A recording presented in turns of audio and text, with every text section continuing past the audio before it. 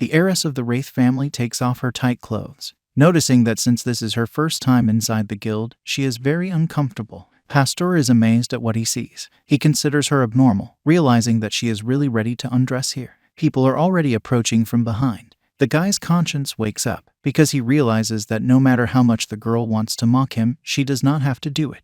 The hero says that it was all a joke and it's time to end. Pasteur notes that only for a moment then he saw Scar's face full of shame. Two girls go out into the corridor, in which there is a small flash of lightning. At the same time, they talk about household matters, but when they look around, they notice that there is no one in the corridor. One of the girls realizes that she saw something, but the other answers that it seemed to her. She notes that she heard the crackle of lightning, and the second one waves it off, stating that she did not notice anything. Meanwhile, a third girl hears it, who blushes a little, repeating that it was the crackle of lightning. At this moment, Pasteur finds himself in a separate room. He is holding Scar in his arms, and lightning is coming from his body. The hero is dissatisfied with something. However, looking at the girl, he does not understand what is wrong with her. The heiress of the Wraith family is overwhelmed with mixed feelings. On the one hand, she was hugged by the owner, and on the other, she undressed in front of other people. The guy expresses his dissatisfaction with the slave, stating that he had to use his abilities because of her. Pasteur used a special ability, a rabbit hole. This is an ability that can teleport him in the form of particles of light along with any object he holds in his hands. The hero notes that it was a little difficult for him to use this ability, since Scar rate is still in S class. The guy notes that he used his power only now, because the situation has become a little annoying, and so he prefers to hide his abilities as much as possible. The hero is thinking about what he should do now. Contradictions play on Scar's face. She is afraid that someone could see her. However, on the other hand, Pasteur carried her like a princess in his arms, and even hugged her. Just from one thought, the girl's hole begins to get wet. The hero is now sure that the hypnosis app is a fake, but he still needs to find out the reason. He begins to reflect on what happened. He realizes that Scar must have had a reason to pretend to be hypnotized. The heiress of the Wraith family definitely does not want to destroy it, because she had enough evidence for this. Pasteur realizes that the girl has been pretending for 6 months. He swears at her, believing that he should have left her naked in the hallway, but the hero admits that he is not so scumbag to do so. After all, even if they are not close now, they were once friends. Looking at the naked girl, the guy tries to remember the moment when everything changed, the very moment when the girl stopped considering him a friend. The guy remembers the day when the girl turned 20 and she became an adult. Then she asked a friend to lend her money because she had run out of it. She did it very nicely. After some time, Scar became very cruel to him. She demanded that the hero be next to her 5 minutes after the call. Scar started her bullying of the guy. She considered him almost a dog that should bark. Memories are a pain in the heart for Pasteur. He decides to vent his anger right now. He grabs the girl's hand with one hand, and with the other penetrates the finger inside. He begins to move them, reminding Scar that it was from him that she asked for money if necessary. Pasteur also recalls that recently the girl intimidated and harassed him. The heiress of the Wraith family apologizes. The hero in a fit of anger uses his abilities to bring pleasure to the girl, noticing that apologies will not help her. A cry of pleasure spreads around the room, and several streams of nutrient fluid shoot out of Scar's hole. The girl asks if this is a new punishment for her. At the same time, she notes that it was exciting. Pasteur admits to himself that he got too excited, which is why he lost control of his ability.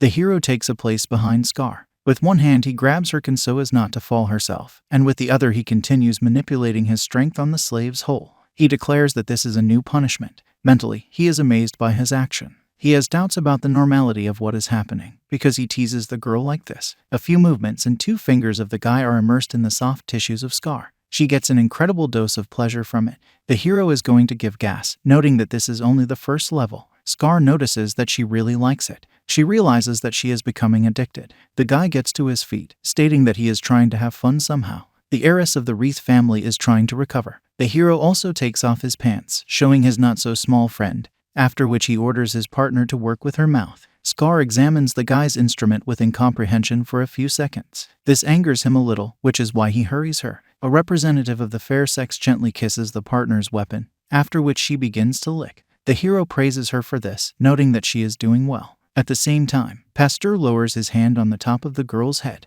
However, none of this is what he wanted. The hero pulls the girl towards him with both hands, stating that she should take the weapon, not caress. After the first call, the guy gives the girl a sigh, during which the heiress of the Wraith family expresses doubts about what is happening.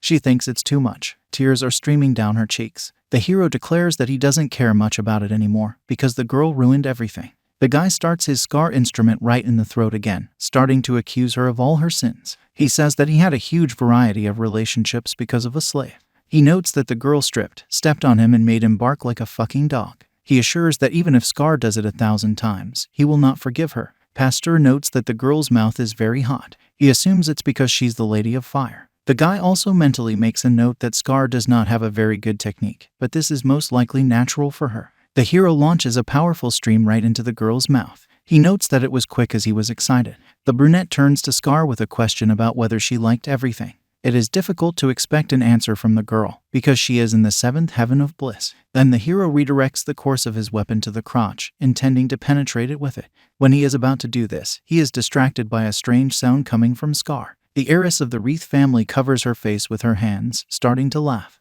This puts Pasteur in a state of perplexity. He doesn't understand how you can laugh at the moment when you are attacked by someone who doesn't like you. Here the hero realizes that the girl is still pretending even in such a situation. He doesn't have time to do anything, because a message arrives on the phone. He gets distracted by it. A certain Iris writes. She asks the guy to come to the surveillance room right now. Pasteur notes that most likely it is something urgent. He begins to dress under Scar's surprised gaze. The girl doesn't understand why the guy just leaves, but she doesn't get any response. The hero uses his ability by disappearing. Scar says that he wants to continue, but this does not reach Pasteur's ears. The surprise of the heiress wreath is replaced by anger. The whole room turns into hell from her ability. The hero turns out to be at the video surveillance room already fully dressed. The guy looks around to make sure that no one has seen him. After all, he wants to keep his abilities a secret. Pasteur emphasizes that he did not immediately get to the video surveillance room, but thanks to Iris, he managed to postpone the question of Scar, who behaves as strangely as possible. The hero knocks, then enters the room. He wants to know why the girl called him in a hurry. Then he hears the word undress, after which he stares in surprise at one of the monitors. The girl is watching a recording of the hero's conversation with Scar, in which the guy ordered her to undress. Pasteur begins to sweat from what is happening,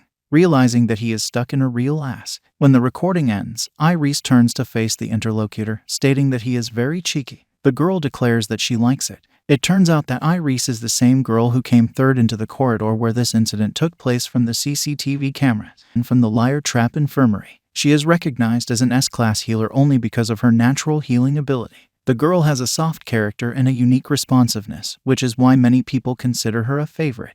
In addition, Aya's actions correlate with her beautiful character. Her usual activities are donating to charity and volunteering. In addition to the fact that the girl is rich and has a gentle sisterly appearance, she has decent cans. It always captures the views of everyone she passes by, with its reminiscent event horizon that never lets you go. Of course, everyone in the Liar's Trap Guild dreams of being in the arms of these valleys of happiness. It turns out that Iris is the first person who turned to the hero. One day she just decided to sit next to him at lunch. Pasteur realizes that he has fallen into an unenviable position. He had no idea that there was a camera there. The guy realizes that from the very beginning the scene of the fall of the S-class was spoiled, because it was recorded. The girl begins to slowly approach the hero, while he is trying to somehow justify himself, stating that he did not want to do it. Pasteur closes his eyes, preparing for the worst. He didn't have time to come up with a decent reason for his behavior. Reese gently takes his hand, causing a drop of surprise in the hero. The girl is interested in whether everything is all right with the interlocutor. I assumes that Scar Wraith forced him to do all this. This causes the guy a lot of questions and misunderstanding.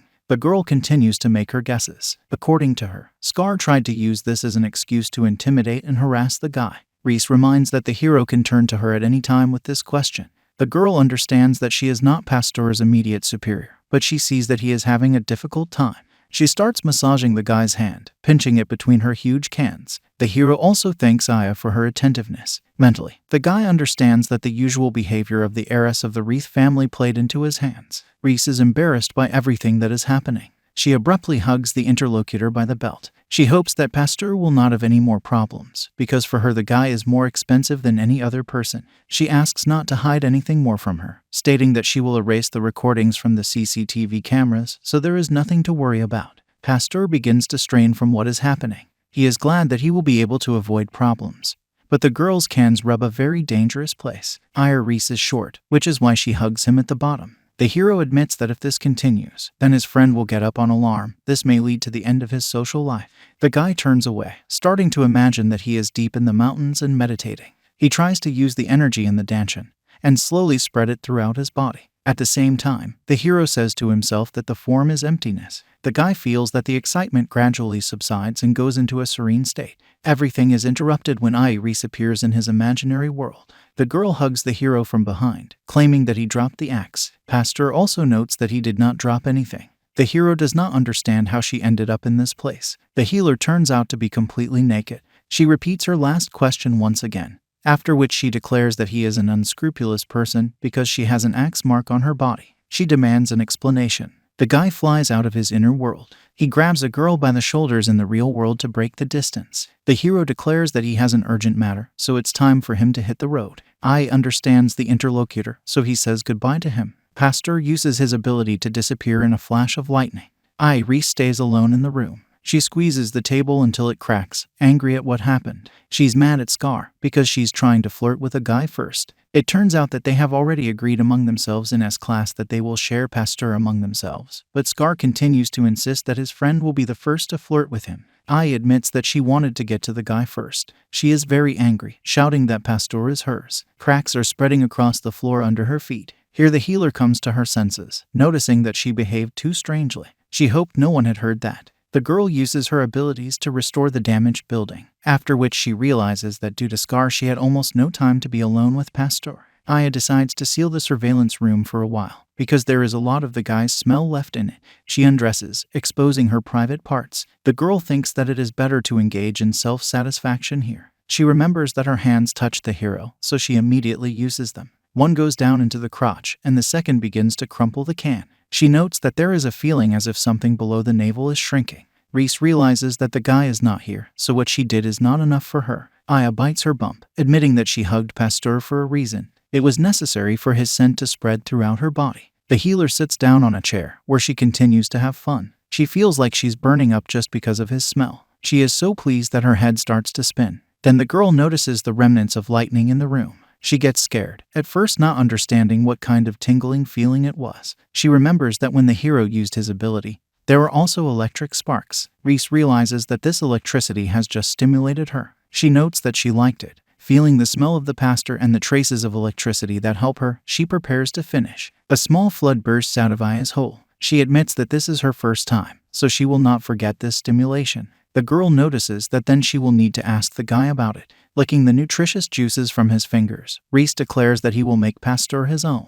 The hero teleports into the corridor. He notes that everything could have gone the same way if he had been late. The guy realizes that Reese was right about something. He decides he has to finish with Scar Wraith. Here, a stream of fire asks for Pasteur's head, which almost turns him into a fried cutlet. An enraged Scar approaches him. The girl claims that the hero acted very cruelly, forcing her to undress, and then ran away before the show even started. The heiress of the Wraith family admits that she has been waiting for this for a long time. Scar angrily declares that you can't flirt with her in the hallway and drag her into the pantry to escape later. The pastor believes that the girl is confusing the words. Here the guy pays closer attention to the girl. She has uneven breathing, which makes her cans move up and down. The girl must have dried herself, but now she is wet again. Here the brunette's look completely changes, because he is aware of something. Let the hypnosis app be a fake, but the girlfriend's body literally screams that she doesn't mind. Scar notices these changes in the interlocutor. He nervously clarifies what he is up to. The pastor grabs the girl by the elastic nut, pulling her to him. He doesn't care anymore that the hypnosis app is a fake. He decides to make the most of the situation. Evening is coming. The hero, together with Scar, retires to an apartment. A girl stands naked in front of a guy. She's already looking forward to it. Pasteur compliments her, noting that she looks better than he expected. The heiress of the Wraith family thanks for these words. The guy declares that enough talk, it's time to get down to business. He gets up from his seat, towering over his partner by a whole head. He gently lifts Scar's head by the chin, thinking about what he should do. The hero puts his thumb in the girl's mouth, teasing her. He again notes her appearance, after which he talks about her main problem, it's a rotten mouth. Pasteur clarifies whether the girl will do anything for him. After receiving a positive response, he takes a bottle of wine. The guy notices that the girl has worked hard today, so he wants to treat her with wine. Under the surprised gaze of his partner, Pasteur pours wine on the floor. Scar has questions, so she decides to clarify what all this means. The hero orders her to lick the wine off the floor. A representative of the fair sex does not understand her master. The latter repeats his order once again. It is clear that the girl is hesitating. She doesn't want to do it. Scar makes it clear that the guy spilled wine on the floor, but she thinks it's too strange to lick him.